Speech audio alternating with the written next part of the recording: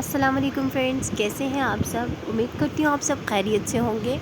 तो जी चलिए चलकर स्टार्ट करते हैं हम आज की अपनी रेसिपी, जो कि मैंने बनाए हैं चाइनीज़ फ्राइड राइस।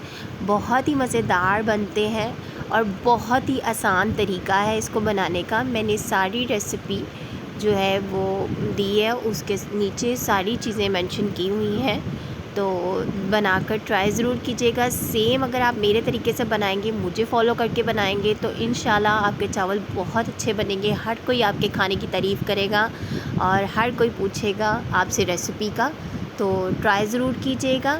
उम्मीद करती हूँ कि आप लोगों को मेरी आज की रेसिपी पसंद आएगी, और अगर आप लोगों को ऐसी ही रेसिपीज़ मज़ीद चाहिए तो मेरे चैनल को सब्सक्राइब करें, वीडियो को लाइक करें, शेयर करें ज़्यादा से ज़्यादा।